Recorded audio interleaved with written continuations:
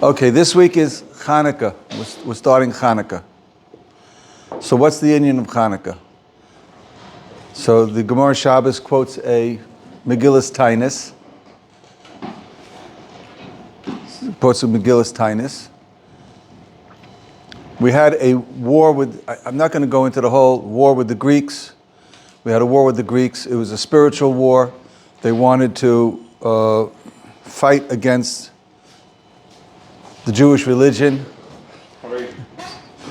Well, everybody was Haredian, well, pretty much, except for there was a group of Hellenists, there was a group of Misyavnim, the Hellenists, and they were beginning to throw off Yiddishkeit, and they joined the Greeks. So there was a major problem at that time of assimilation. But for the most part, the Jews were religious people. But the Greeks that came along, Antiochus, so he made Jewish religion was an anathema to the Greek religion. There was a clash, and because of the clash with the Greek religion, so he wanted to, and everybody looked at the Jews as, were primitive and backwards, where the Greeks were the modern, they had the most modern, they had philosophy, the modern thought, and modern art, and appreciation of music. They had all these, the modern culture, and the Jews were primitive and backwards. So they wanted to educate the Jews. And the Jews were resistant, as we always are, because we're stiff-necked people. So they made gezeras against the Jews, gezeras against Shabbos, Rosh Chodesh. They forbid bris milah, and they were very, very violent about it. And so the Jews, yeah, because we know the stories. And then Yehuda Maccabee with the Yochanan Kohen Gadol and Yehuda Maccabee, his son Yehuda Maccabee. So they made a rebellion, and it was a 3-year war. When the Greeks, one of the things that the Greeks did that they couldn't stomach was the fact that at that time in the Beis HaMikdash, we were very, very makbid on the concept of tumah and taira. That there's tumah, defilement, there's spiritual defilement and spiritual purity. So we were very, very makbid on that because of the halachas of tumah and taira in the Beis HaMikdash. So they wanted to. They didn't believe in any of that because anything you can't see doesn't exist. That's like today, modern science. Anything you can't see doesn't exist. So what's this tumah and taira defilement? So when they got into the Beis HaMikdash, they defiled all the oil because there was nothing to light the menorah with. So when the Chashmonoim, after 3 years of war, they finally got back. They got the Greeks out of the Beis HaMikdash, and they went to the Beis HaMikdash and they made a makeshift menorah. Temporary until they could make a proper menorah, and they wanted to light the menorah. They couldn't find any oil. The Greeks had defiled all the oil, so they found one small jug. Impure safer.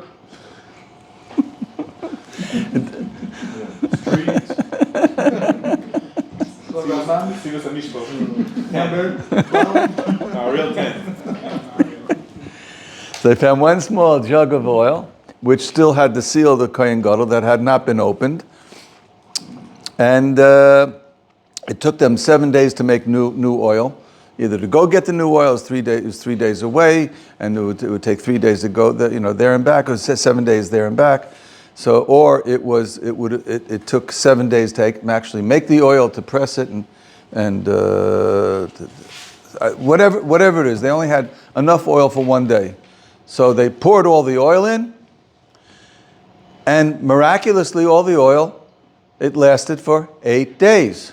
They didn't have to refill it.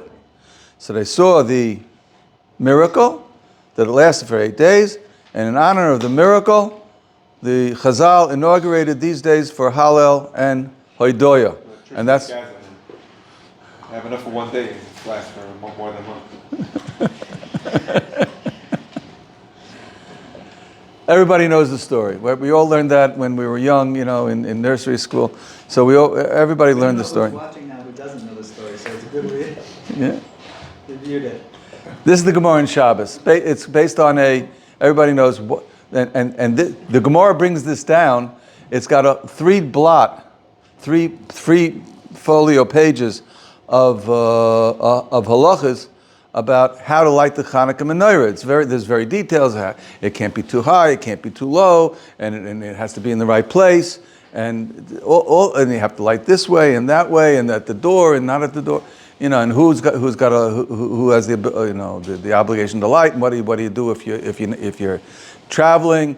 What if you're a soldier in a tank? All the halachas. It's got three block of halachas of how to light the menorah. So it's concentrated all about lighting the menorah. The whole holiday is about lighting the menorah. Before Chabad came into the story. Yeah, that was before the Chabad mobile, Chabad tank. Yeah. The Maral asks a question. This is against the Ala Nisim. We all know the Ala Nisim. This is a famous question. If you look at the Ala Nisim that we say, we have to say Ala Nisim during Chanukah in Shmona Esrei, and we have to say Ala Nisim in Birchas Hamazon, Beimei Matas Yahu, when they had Malchus Yavon, and it was Oimed against us, Alamchi Yisrael. And they it explains what they wanted to do. It was a war against the religion of the Jews. They didn't want us to do Shabbos, Bris Milah, and Rosh Chodesh. You stood Amarat lehem be'esaru b'reit sorasam. Ravtes rivam, dantes dinum, nekamtes nikmosam, basarta gibarim biyad choloshim. Talks about the war. These were the a mighty army. This is the mightiest army of the era, and it was against Chaloshim, very weak people.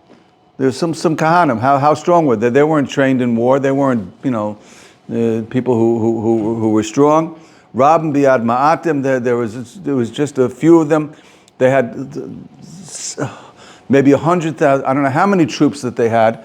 And how many people were there? There's at the height of Yehuda Maccabee's rebellion. I think he only had 5,000, people, behind him.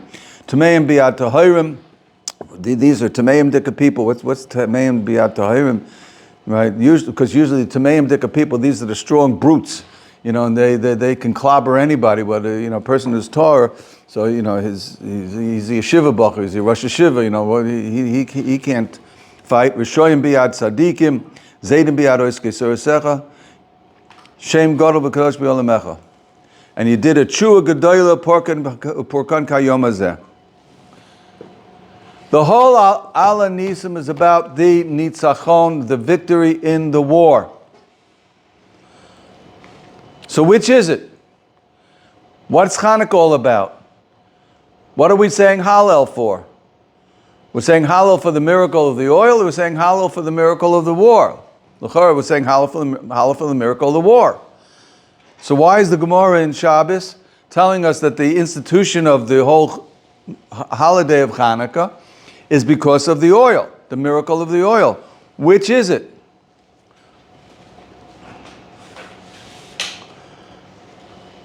So the Maral answers, both. Both are true. We'll see in a second. Both are true. The actual event that we are giving Hoidah for, we're thanking HaKadosh Baruch Hu, we're singing Hallel, we're saying Ala Nisim, we're singing Mo'otzor, is the salvation of the Jewish people. We won the war, we conquered our enemies, we're able to practice our religion and rebuild the temple, rededicate the temple, and practice our religion in relatively, relative peace, against them. We had a military success. We had a military success. And it wasn't clear that the victory, like today, when people win a war, the natural psychology is that we won the war. That's how people think. We won the war. It wasn't clear that the victory was a miracle because they had to fight. They didn't fight like when we went out of Mitzrayim, we had Kriyas Yamsuf, the splitting of the sea, and we had, you had the 10 Makkos, and you had the clouds of glory, and you had all these miracles that were going on. You had the mun falling down, and you had the water coming out of the rock, which is all these unnatural things. But over here, this was a battle, which was a regular battle.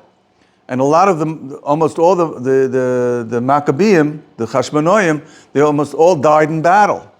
So it wasn't a miraculous battle that no Jew died. They had terrible losses. They had to fight against these Greek tanks. You know what a Greek tank was? An elephant. The Greeks were on top of these giant Asian elephants, and they were shooting down arrows, from a protected area.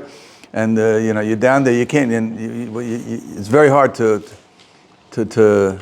fight an elephant. You take a spear and it's very thick hide. So it's a tank, and they had a lot of losses, but they won. They were delivered from the hands of the Greeks, and like every good Jew throughout history, they said, it's my might and the strength of my hands that won the battle. That's the way people think. Right?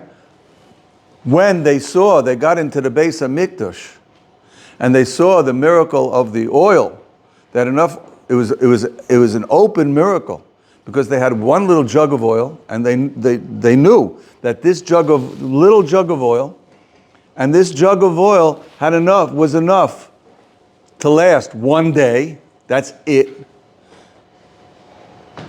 And it lasted for 8 days. It was an obvious miracle. So they understood there's a miracle going on. So Kadosh Baruch Hu was sending them a sign that the war was also a miracle. So the miracle of the oil revealed to them the miracle of the war. That's the way the Maharal explains. So they're both true. How do we know they were Kochev Yotzim? That's the Maharal. The Maharal is saying that if they didn't have the miracle of the oil, they wouldn't have realized that the war was a miracle. What sense of incident? I mean, Yeah. we have a problem. Why didn't they recognize that the war was a miracle?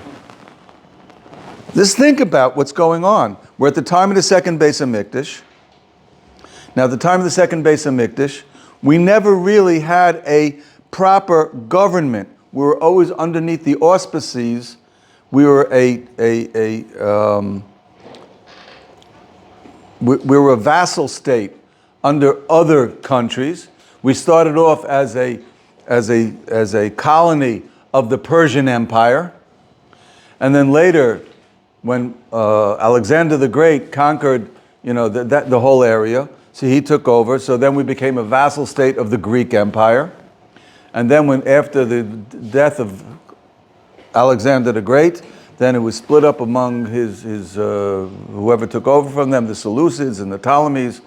Sometimes at first it was the Ptolemies, and then later on the Seleucids in Syria, the Syrian Greeks. There was the Egyptian Greeks and the Syrian Greeks, but we were always a vassal state under other powers. We never really had our own monarchy. As a matter of fact, we didn't have a war. It wasn't a war between two armies. We had an army and they had an army. We had no army. The Greeks would not let us have an army. The Greeks were in control of Eretz Yisrael. It was a war where the most powerful empire in the world was pitted against a group of unorganized, unarmed, private citizens. It was basically guerrilla warfare. There was no pitched battles. For the 3 years that they were fighting, there were no formal battles. They didn't have two armies squaring off against each other. The fighting was skirmishes, guerrilla skirmishes. The Jews would hide in the mountains, And when they saw a battalion of Greeks, they would come up on them suddenly, in the dark, and they would, take care of them. They would steal, their armaments, and slowly, they started off with only like 12 people. They started off with 12 people. Yehuda Maccabee, how many people were there? It was him and his brothers and a couple of Kahanim, right? And then slowly, the Jews joined up.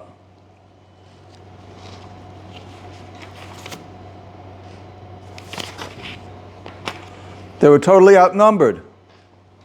They were outnumbered, outgunned, and less battle ready than their enemies. They had no battle experience. Who were these people? They were Kahanim. What did they know? What's a Kohen? A Kohen in those days, a Kohen is a teacher.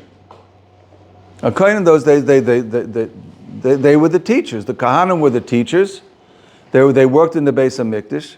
They were the spiritual people, right? They didn't have any land.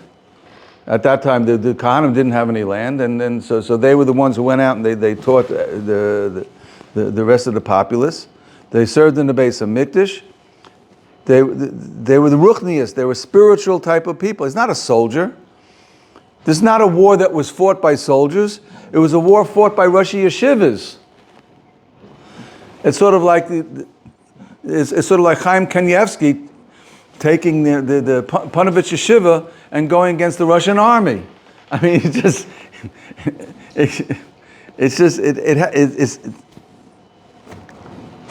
and they didn't see the miracle. They didn't see the miracle, and no intelligent assessment of the situation, you couldn't predict the Jewish victory. How can they not have seen anything than a miracle? So why does the Maral say that they took them the miracle of the oil to recognize that that the war itself was a miracle? Of course, the war was a miracle. So perhaps we can say it's a good kasha. Perhaps we can say, I saw someone who wanted to answer. I'm not. You don't have. You can propose your own answer to this. But I think when you have hindsight and you look back with all experience of years and years and years of experience, you have a historical perspective, and you look back and you say, yeah, that was a miracle. What happened then? That was a miracle. But when you're in the middle of it, you don't see it. Enichanami, the odds were slim. Skirmish after skirmish, battle after battle, and they came out victorious finally, but it was through a natural means. They had to fight natural battles, right? And Jews always, they give credit to the Yiddish cup, right? It's the Jewish genius that is able to win a war. That it's the Yiddish head, the Jewish head has the ability to outsmart all the goyim, and so for the people in those times, it was a hidden miracle. That's what we have to say. And only when they had one single event, one miracle of the Pach HaShemen, so that crystallized it for them that the whole thing had been a miracle. Rabbi, you're saying a stira though. Saying these guys are Rosh Shivas, they're all Chaim Kanievsky's generation. No, I didn't say that they were there. I mean, Yochanan Kohen Gadol was a great person. Yehuda Maccabee, they were yeshiva bachrim. I'm not saying that they were the greatest people, but then they got involved in the. Look at today. Even you ask many yeshiva bachrim, and do they see the miracles going on? Not really. Not really. Just a common avrech doesn't necessarily see what's going on. He doesn't. It's important now. Chanukah. The whole understanding and perspective that everything was in this, it was in a natural case. In this case, it sounds too far to say. What's the other story also with Yehudis and the foreigners that she chopped off his head? Like this is the story. Yehudis. Yeah, she chopped off his head. When was this? There was a part of this time period. So it's like at the end of the battle. No, during one of the battles with one of the generals. So she got the general. She buttered him up and she got him drunk and then chopped his head off. Yeah, it was during this whole time period because they were saying this is the time of the Gemara Ksubis, the Hegmon. So called. How long was the war? 3 years. 3 years. That could also be Until they got to Beis Hamikdash, but then they continued fighting afterwards. There was a problem. The Chashmonoim, they got so involved in running the country and being in the wars, they lost their ruchnius perspective, and that's why they were all. You see, joining Knesset. That's a problem. yeah, and they. That's exactly why I don't do it, Rebbe. It's fine. I don't want to ruin my purity. That's the Gemara. It says the Chashmonim eventually died out. They died out. They didn't last. Sounds like the 6-day war was a bigger nest than Chanukah. I'm not going to say which was a bigger nest. That's not for me to say. Which was a bigger nest. Afghalu, the difference is there they built the Beis Hamikdash, here they built a corrupt country. But we do see the same thing today. We see the same thing today. Now, if you look back with a historical perspective, if you take a historical perspective, and you look back at what's going on over here, take Eretz Yisrael. In 1948, they had a little bit more. They had 600,000, a little bit more than 600,000 Jews in Eretz Yisrael. They had no army, no nothing. The British were in control. They had skirmishes with the Arabs, but they weren't allowed to make a police force or an army or a self-defense force. The self-defense of the Jews was prohibited by the British. The British have not changed their tune in 70, 80 years, you know. They prohibited us from defending ourselves. And then when they declared independence in May 15th, on May 15th of 1948, they declared independence. So they were attacked by 5 Arab nations. They were surrounded by 50 million Arabs. 600,000 Jews surrounded by 50 million Arabs, top crack troops. The Egyptian troops were Russian trained. Jordanian troops were crack troops, Syrian troops. They were surrounded and they were attacked by a 5-pronged attack on the Jewish settlement. And what did they have? They barely had any armaments because the British didn't allow any. They kept on confiscating any guns that the Jews had. They had tried to smuggle some guns in. They had barely anything. They had a couple of Piper Cubs, you know, these little tiny. Says one guy that he got in his airplane. It was a Piper Cub, and he didn't have any bombs, so he asked them to fill it up with seltzer bottles. Right? So he was going around dropping seltzer bottles, and they went, boom. So the Arabs thought that they were being bombed, but it was only a seltzer bottle. So they had nothing. They were totally outnumbered. Right? Totally outnumbered, totally outarmed. And they won. And there was a bunch, who were these people? A bunch of Holocaust survivors? A couple of, the kibbutzniks. They had no experience in fighting. They didn't have an army, an air force, or navy. And they won against all odds. Now, true, many people saw this as a miracle. They instituted saying Hallel on on Yom Ha'atzmaut, but the common Israeli didn't really see a miracle. Again, they said this is the Yiddish cup. This is a Yiddish cup. That's what this is what they said. And then again, throughout the wars, in 1955 they had another war.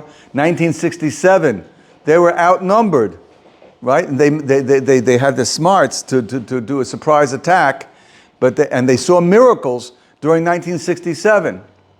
And then this is what we mentioned. And what did they say then? Again, the Yiddish cup. How great is the Yiddish cup? And in 1973, they was caught with caught sleeping. 1973, they were caught sleeping, the Yom Kippur War, and they almost got totally geschmettered, right?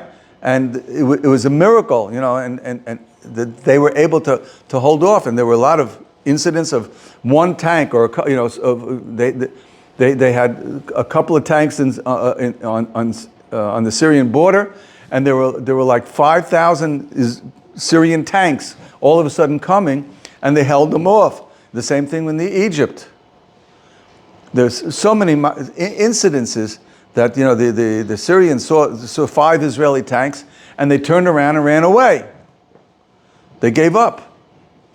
Something got into their head. Something happened in their head, and when they saw 5 tanks, they saw 5,000 tanks, and they turned and fled.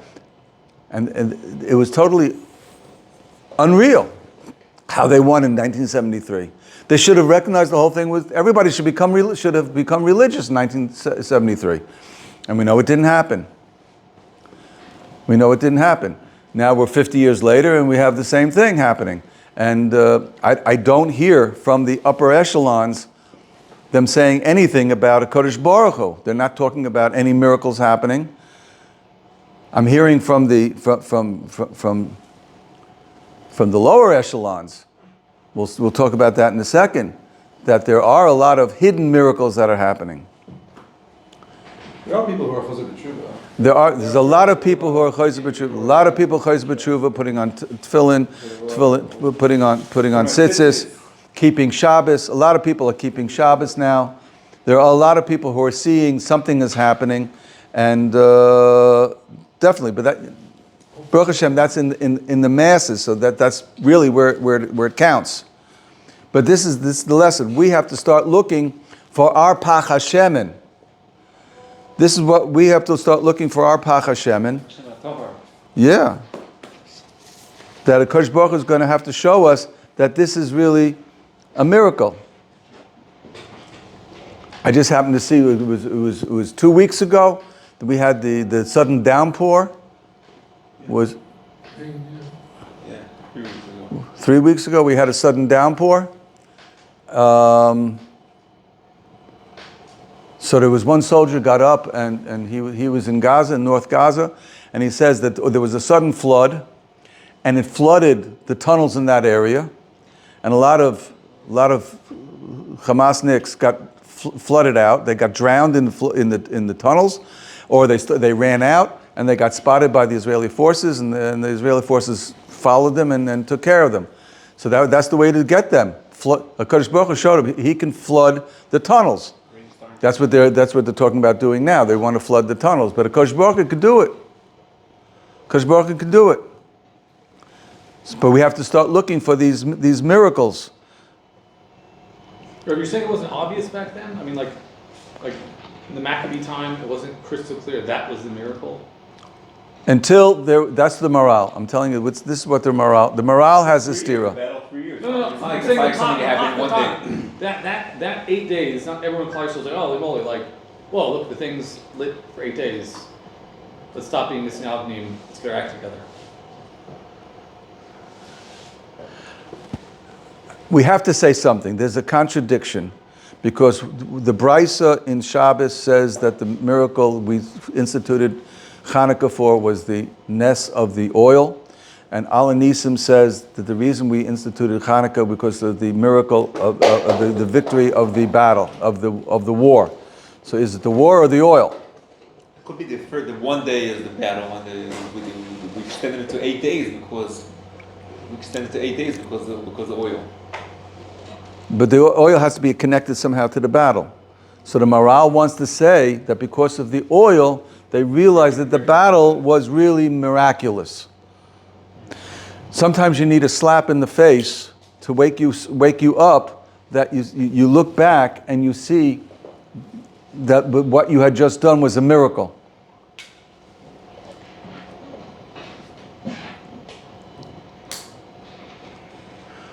This is also, Chaim Shmulevitz says also a very similar thing. He wants to say another similar thing. You'll notice that Chanukah is one of the most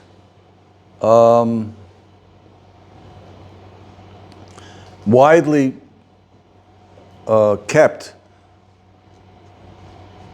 holidays that in the Jewish calendar. Of all the holidays, among even the Chilonim, almost everybody keeps Chanukah. There are Chanukah menorahs all over the place. In America, I remember all the Jews, even the farthest Jew from, however distant it is, they have in their windows, they have some sort of menorah, whether it's a kosher menorah or it's an electric menorah, but they have. Also, it's very easy to keep. It's easy to keep, That but was very hard. I only do 7 nights because climate change. I don't want to do the 8th night now.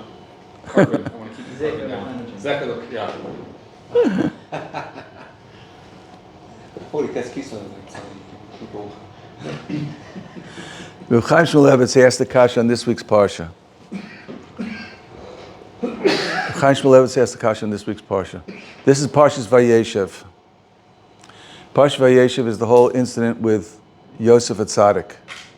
Yosef Atzadik was sold into slavery by his brothers. He came. He created the whole with the dreams and the whole antagonism of the brothers, and they thought he was out to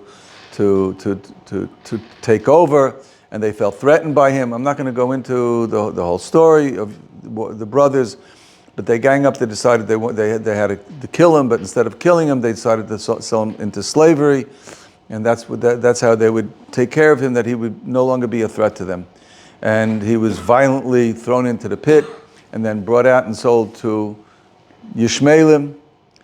And the pasuk makes a point of saying that these were Yishmaelim, and they were carrying spices down to Mitzrayim.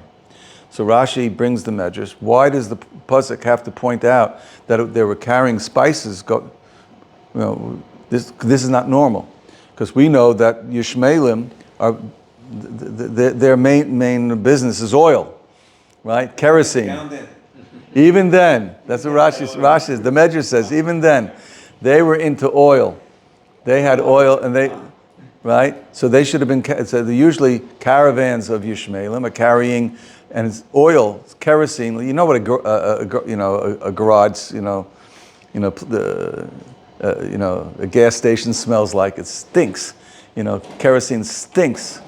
And this is very uncultivated, not uncultured kerosene. The kerosene and oil and whatever they had there, it should have stunk. And Arabs are also known to be not such pleasant smelling people. So, right? We're gonna edit that out for the. At least in those days, I mean, they were like Bedouin, they're just riding their camels the whole day, in the hot sun. So if you've been riding your camel for a whole week in the hot sun, and they were carrying besamim, they're carrying spices. Why were they carrying spices? So the Medrash says that the tzaddik, Yosef, shouldn't be pained by the foul smell of carrying of normal Yishmaelim carrying kerosene and oil. So the question is, this guy's depressed.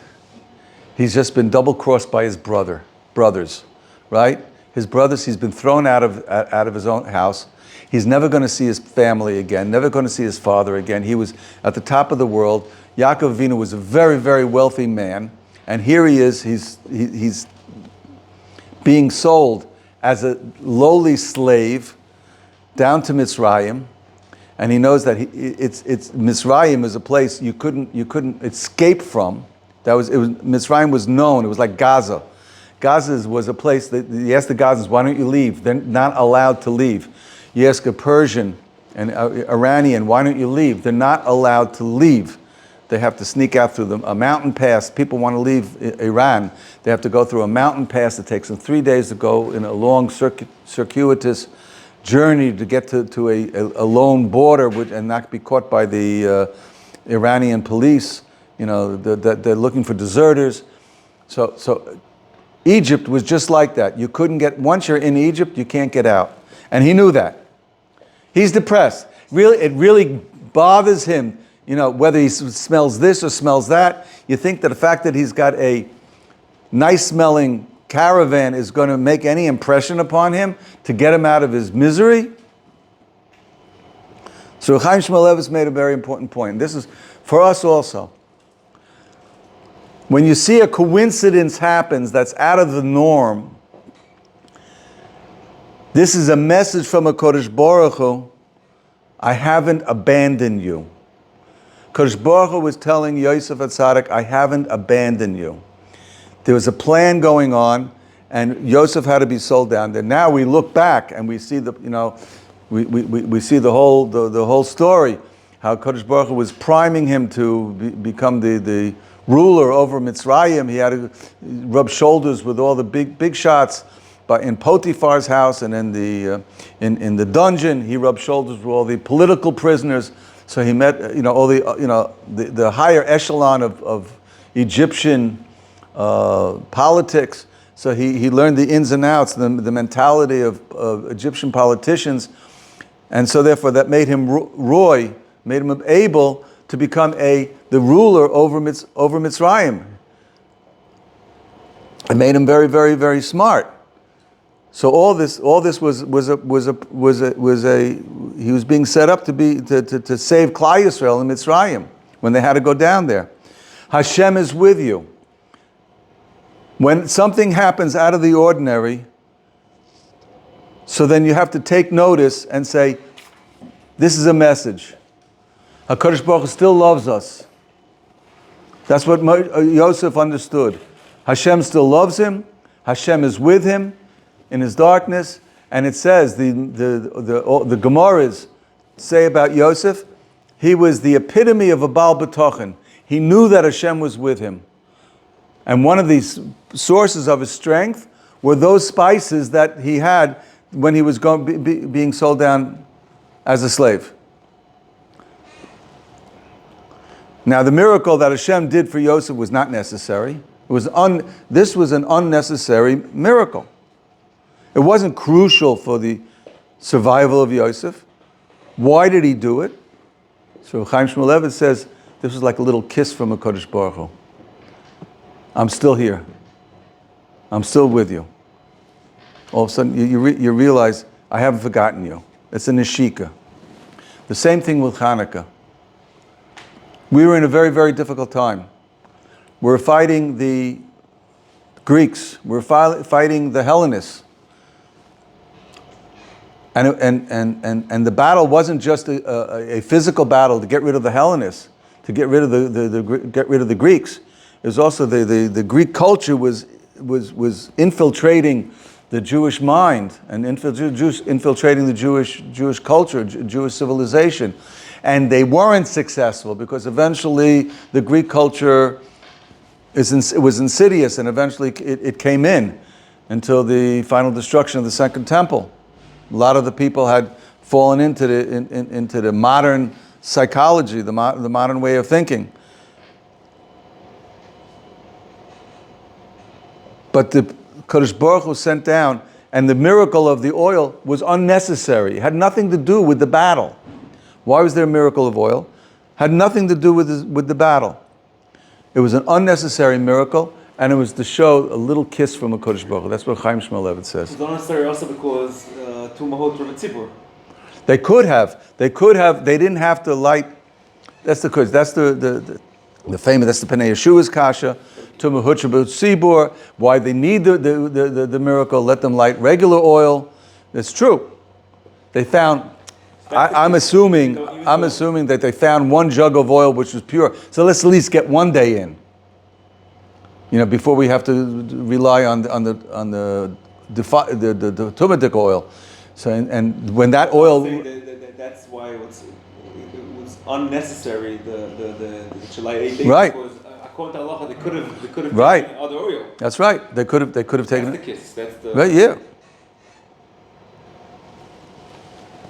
So Kodesh Baruch Hu was showing them an unnecessary miracle of the oil. And that's the special quality and the school of the Nes Chanukah. You look at the Neres Chanukah, we should really focus that this was a kiss from a Kodesh Baruch Hu to show us that He's still with us.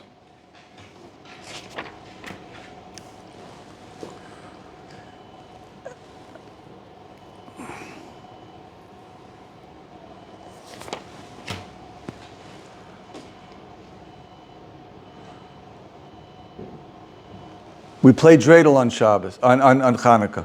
Why do we play dreidel on Chanukah? Why do we play dreidel on Chanukah? And we swing a grogger on Purim. We swing a grogger on Purim. What's the difference between a grogger and a dreidel? It's how you spin it. It's how you spin it.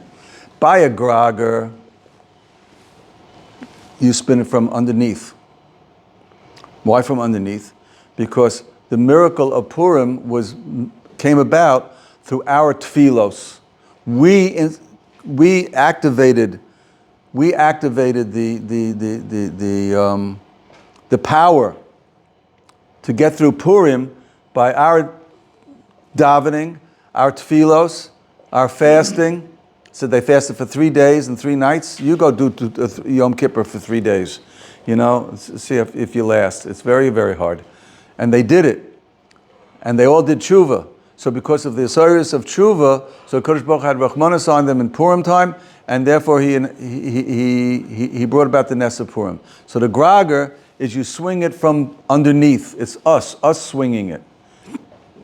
The dreidel, you spin it from above. Because we don't spin it. Oh, you like to do the other. You like to do the other. I do the other way, that's true. Yeah, but the normal.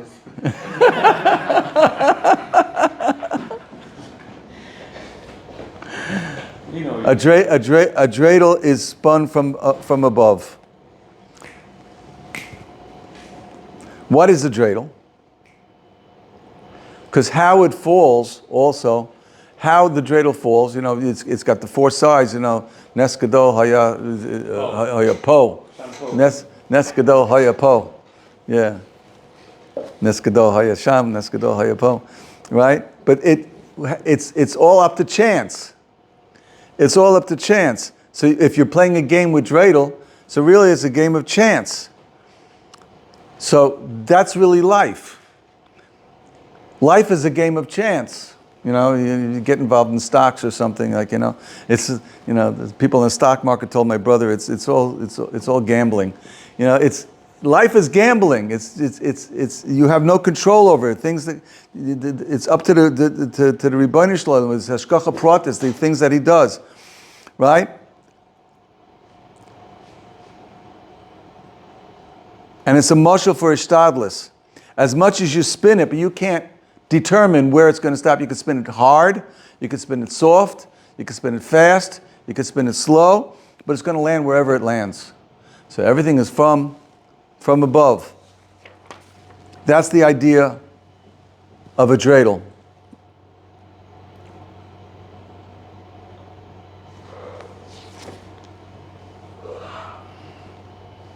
that's not a marah. No, it's an element. It's a Hasidic Maisa. It's a Hasidic word. We have to look back. We've always been worried. Jewish. Right now, the Jews are going through a very, very hard time. Everybody. If you look at what's happening in the world today, and it's sort of like since Shmini Atzeres, it's exploded. The anti-Semitism in the world has exploded, and it was getting worse and worse and worse, and now it exploded. With 300,000 a couple of weeks ago, 300,000 marched in London. There's marches in London, in Berlin, in France. People are marching. Just yesterday in Philly, they try to destroy a Jewish deli. Treif, it was Treif. It was a treif deli. Yeah. Bluff place open in Shabbos, yeah. It was open in Shabbos. But because he was Israeli, so all the Palestinians, they demonstrated in front of it and they were ready to break in, right? There's other Jewish restaurants in Philly, but a lot of them. All of them are kosher. Good, but we see that this is on all the Jewish campuses. The Jews are afraid to go out because the Palestinians and they've indoctrinated all the students, all the people on the campus are indoctrinated in pro-Palestinians, and they're like robots. They're not thinking about what and from the river to the sea, Palestine will be free, and they don't realize it means Palestine will be Jew free. They're saying that the Israelis are doing genocide. They're calling for genocide of the Jews. They don't see the contradiction. And people are afraid to go out. In London yesterday, buses didn't stop for the Jews. The buses, city buses, and there were Jewish school children waiting for the bus, and the bus didn't stop. And they have people on the bus, Jews on the bus, and they said there were a whole bunch of Palestinians, cheering the driver on, keep going, and they were very, very happy. And the Jews are afraid to show their face. I'm on a Zoom chabura, and the head of the chabura happened to be traveling, and he was in some European airport, and he's a very chashuv rav, and instead of having a regular hat on, he had a baseball cap. So we asked him, "Why are you having a baseball cap?" He says, "You have to go low profile when you're out in public today." And the Jews are afraid to look like Jews. Everybody's walking around with baseball caps instead of hat and jacket. They're trying to look like.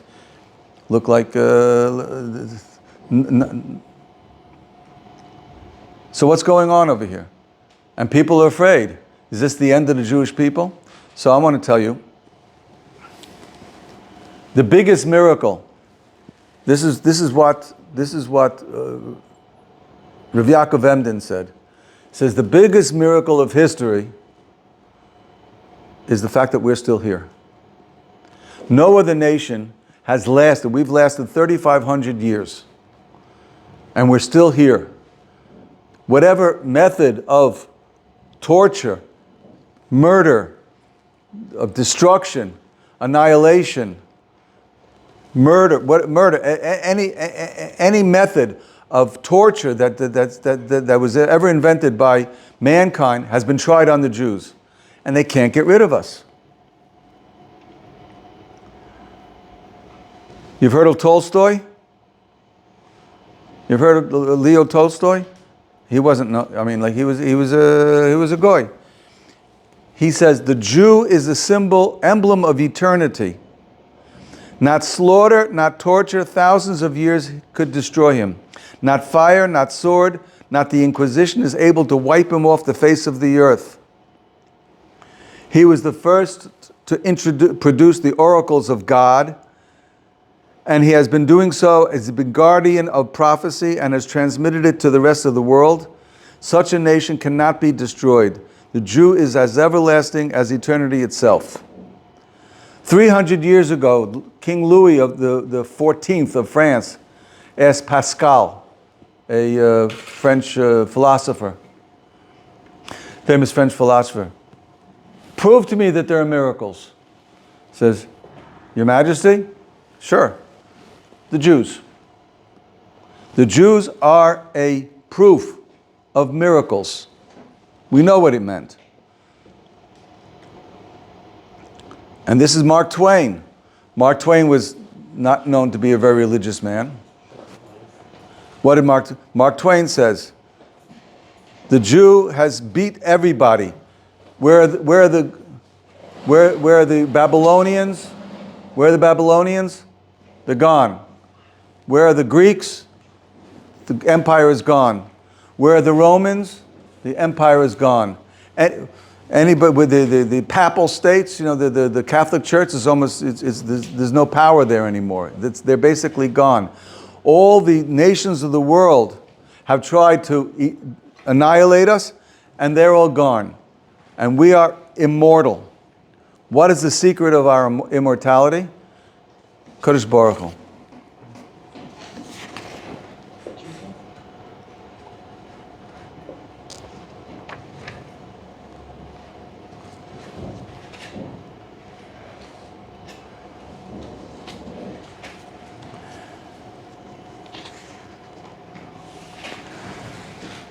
we're heading into, everybody's tired of my talking about Mashiach, but I can't be,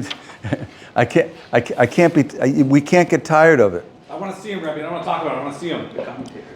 I got a comment like that on my videos. Like, we'll talk about it after it happens. Let's see who wins at the end. But what do we say? Semach Maybe David. around to show Rabbi, you. the comments I had are mostly in Arabic. That's the ones I saw. Yeah. I'm hanging you around to prove that. Semach David Avducha Meheres Atzmiach. The Karno Torah B'Shusach. Ki Lishuascha Kivinu Kol Hayom. If you look at Shmona Esrei, if you look in the Gemara Megillah, it talks about the whole basis of producing, of writing, the intent of Shmona Esrei is all about getting us to the time of Mashiach. Everything is about time of Mashiach. Yushalayim Ircha Barachim and Toshuv, as Semach David means bring the Mashiach. And it says, Ki Lishuascha Kivinu Kol Hayom. The whole day and every day. We're supposed to be looking for the Yeshua. And that's our job. Rav Shlomo Zalman's brother, and I mentioned the Chafetz Chaim says it's the last war. There are going to be 3 wars of Gog and Magog, and the 3rd war is going to be the worst of them all. And Rav Chatzkel Levenstein is going to be said it's going to be a war of Amunah, and that's what we're going to have to hold on. Raphael Orbach is the brother of Shlomo Zalman, and he said that 90 years ago, I don't know when this was written, his father was Chaim Leib Orbach, was approached, one of the Shamoshim.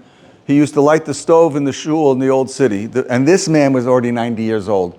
When Shlomo Zalman's father was young, so he went to the Shamish, who was already 90 years old, and he used to wake up every day before davening and turn the oven on. And so he asked him, and the caretaker, the Shamish, said that his father, his father used to go to Rabbi Elimelech. Rabbi Elimelech, the famous Noam Elimelech. He used to go to Rabbi Elimelech. Noam Elimelech, every Shalosh Shudas, would talk about the Parsha. And then the second half of his drasha, he would talk about Mashiach. So Rabbi Elimelech asked, why is it called Chevlei Mashiach? We know that it's in the Gemara, it says Chevlei Mashiach. So we think, Ikvis of the Mashiach, the footsteps of the Mashiach. And it's Chevlei Mashiach. Normally Chevlei means the birth pangs of the Mashiach. It's going to be a difficult time. It's going to be like birth pangs. Rabbi Elimelech said, I have another word. Chevel is a rope. At the time of Mashiach, when the Mashiach is about to come, Kadosh Baruch Hu is going to hang down a rope for all the Yidden to hold on to. And our job is to hold on to that rope. And then HaKadosh Baruch Hu is going to start shaking. He's going to start shaking the rope. Chain. I got a chain. Selling copies. Right. Kadosh Baruch Hu is going to start shaking that rope. And he's going to shake very, very hard. If you hang on, you will merit seeing the Mashiach. If you don't hang on and you give up, you won't. The Meforshim explain that the time of Mashiach is going to be like in Mitzrayim. In Mitzrayim, it says, Chamushim yotzu mi'eretz Mitzrayim. 1/5 got out. The other 4/5 didn't want to get out. They didn't want to go to Eretz Yisrael. They weren't interested. So Kadosh Baruch Hu, in the time of darkness, the 3 days of darkness, right, of Choshech, so therefore they died out. At the time of Mashiach, it's going to image that time period. Whoever holds on to the Mashiach and the Shuas Kavinu Kol Hayom will merit seeing the Mashiach. Unfortunately, the others who don't hold on won't. So our job is hold on to the rope tight and don't let go. Thank you.